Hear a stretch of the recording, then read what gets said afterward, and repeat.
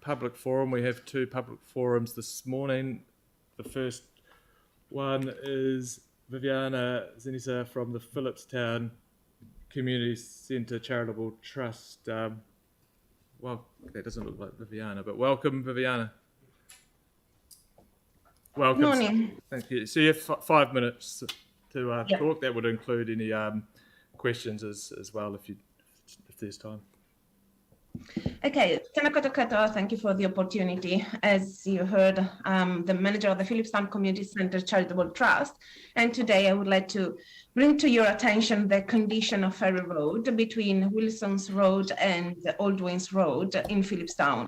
While Ferry Road in Central has been somehow attended and Ferry Road in Woolston has been redeveloped, Ferry Road in Phillipstown looks like it has been missed out, and we think that there are some concerns and reasons of concerns and some issues in the area. I have some photos that I took.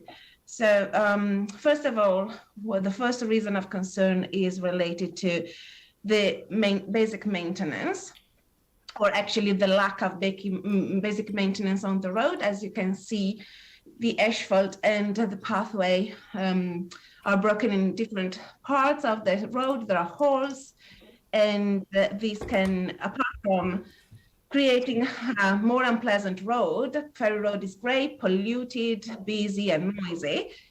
This has an impact on the pedestrians and the bikers and their safety. Similar situation is for the drains. All of them, apart from two, are blocked. They are broken and they create uneven surfaces. The parking is also a matter of concern because the parking spaces are designed half on the road and half on the pathway. And as you can see, cars park more often towards the pedestrian side.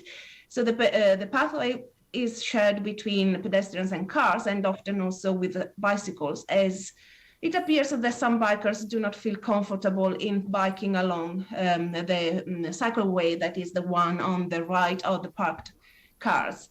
The cycleway can be an issue, especially towards the intersection with Old Wings, where the cycleway is serving actually those biking forward towards Woolston, but it's not really useful for those turning left or right, especially for those turning right.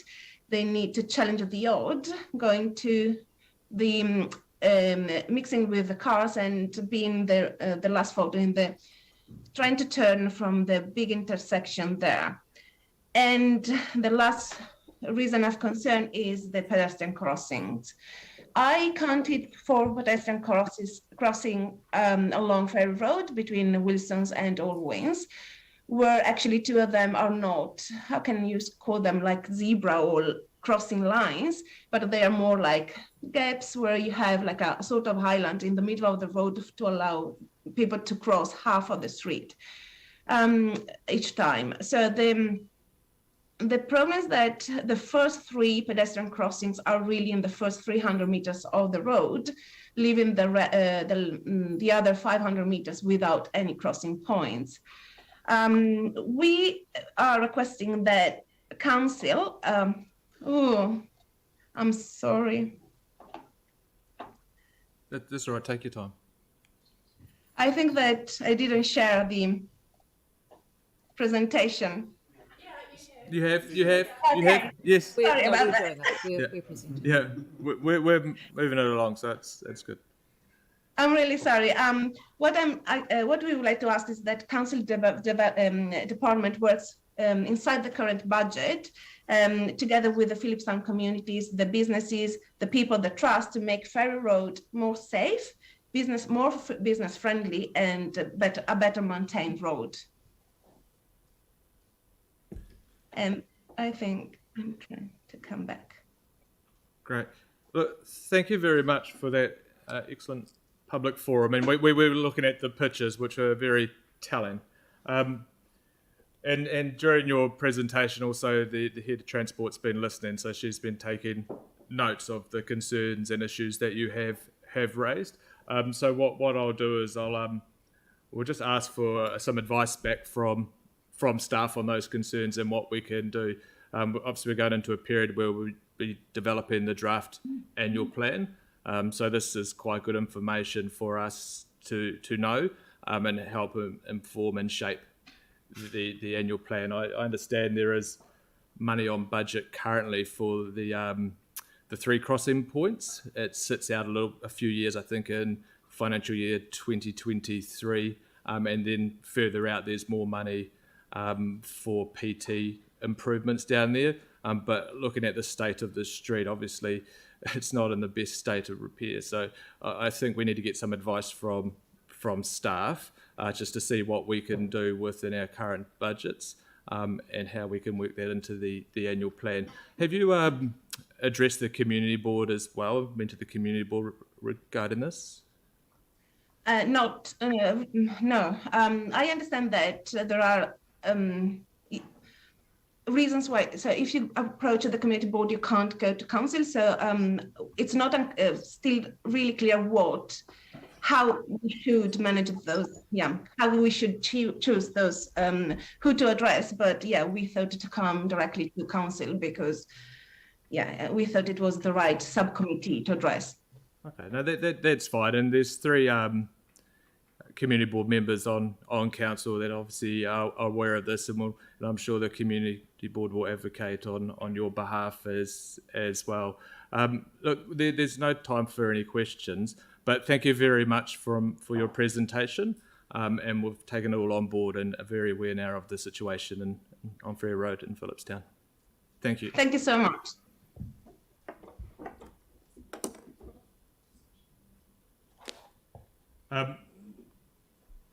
So we've just got a resolution up there to refer the issues raised to, we might put a title in there, if that's possible, please. Yeah, do you want to move that?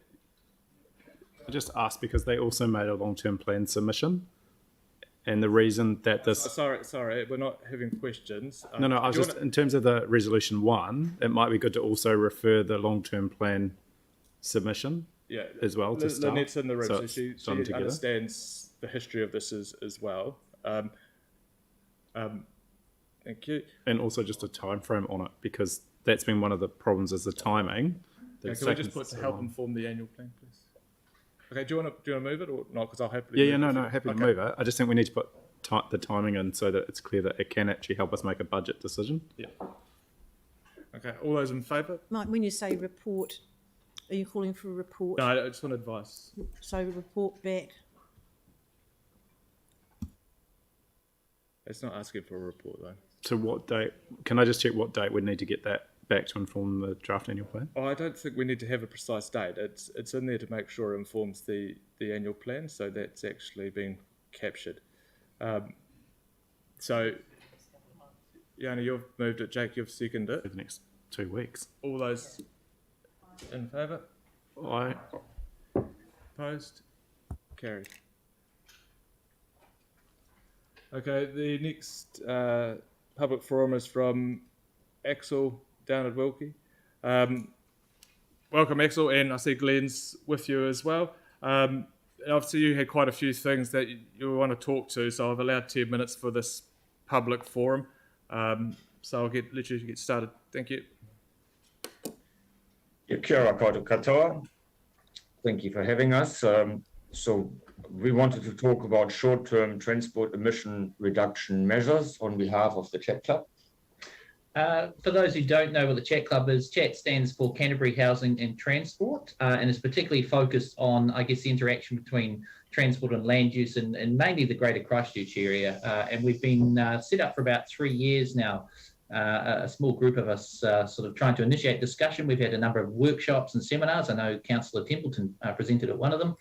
And we are keen to keep trying to push the conversation and raising the level of information about these issues in this area. And there's quite a very active Facebook group as well that also has discussions and articles. Okay. It's not progressing. Oh, you got it. Cursor there. Right, here we go. So council has obviously declared a climate emergency and also joined Race to Zero. And the question, of course, is why do that? You know, is it about doing the right thing? I think it needs to be recognized that that's just an introduction to what needs to be done to get our emissions down.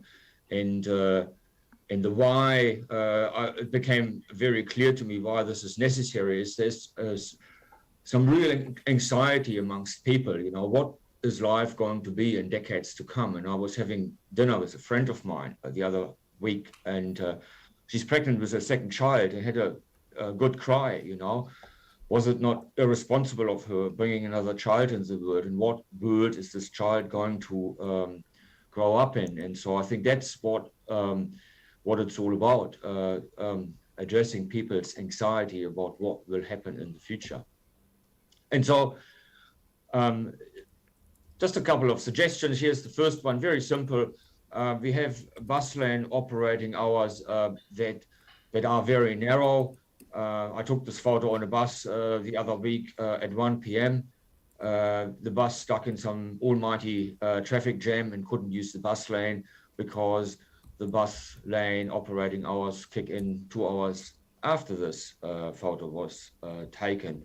Many arterial roads experience their highest traffic volume on a Saturday at lunchtime, and there's hardly a bus lane in town that operates on a Saturday. So maybe people who use buses on a Saturday are worth less, I don't know. But it's a very simple thing that council could do rather simply and quickly, acknowledging that all the research shows us the most important thing when it comes to people making the choice of using public transport is travel time reliability. That is the number one issue to them, and that is what bus lanes achieve.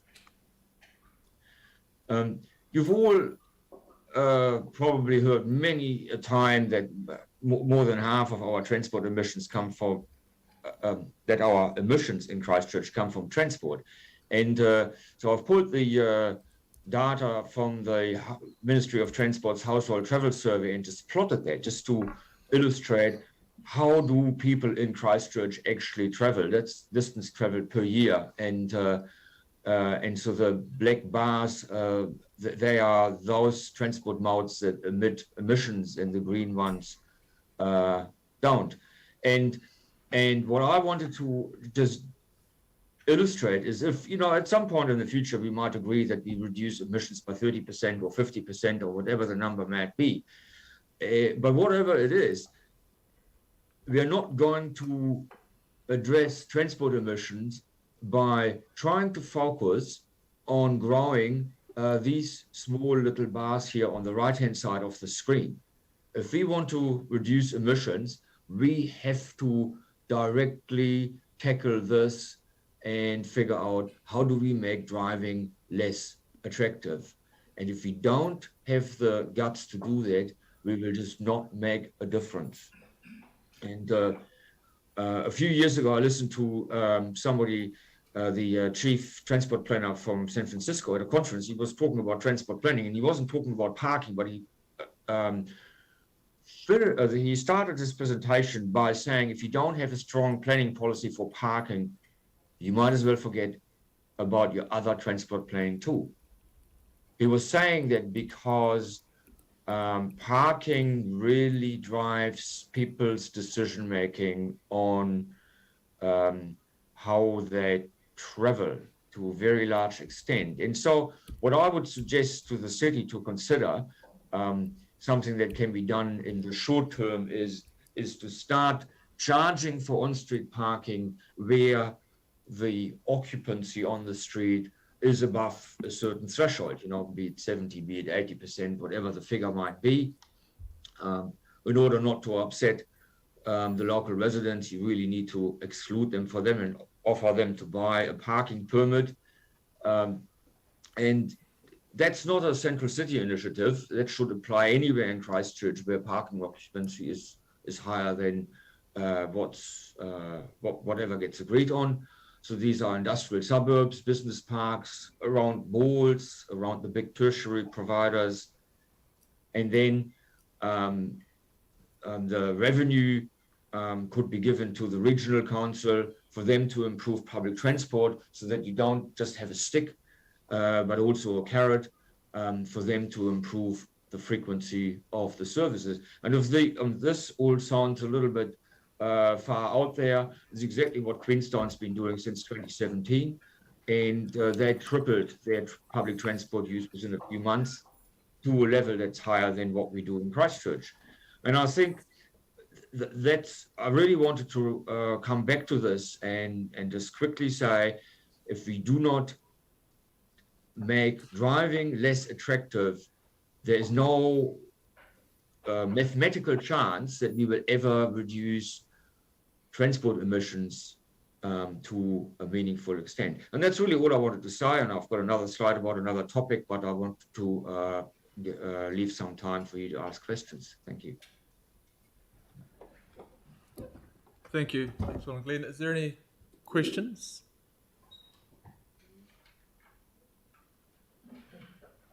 Silence. Oh, yeah, Tim.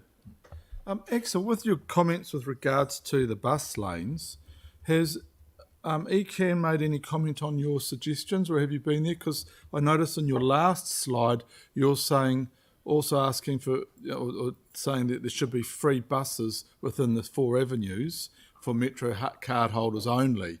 I'd imagine that it would be better just to have for everybody so they get used to it. But your comments on both those, please?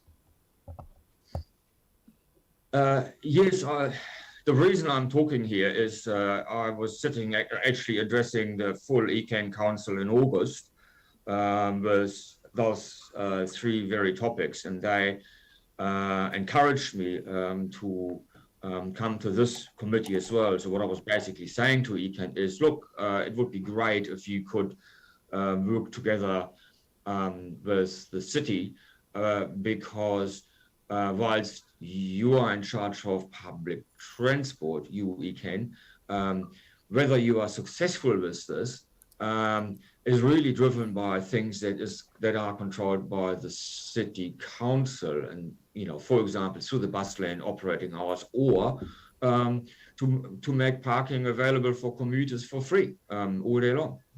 And I think it's important to think back to that balance of carrots versus sticks. We have rolled out a number of good carrots and are looking to do more, like, say, improved bus frequencies, rolling out fantastic cycleway network and so forth. But you need to identify the sticks as well. At the moment, we've done those things at the same time as also building, for example, quite an extensive motorway network in and around Christchurch as well, which hasn't really been a stick on the other side there. And we've seen overseas similar evidence where they've done either provided the sticks or not provided the sticks in conjunction with some great sustainable transport initiatives, and it's quite clearly made the difference or not as to whether people have changed their behaviours. Just want to correct you, it's the government that built the motorways, not the council, just saying. Fair comment. But Or the council allowed to go through the Cranford base. Just a quick question from me before the time's up.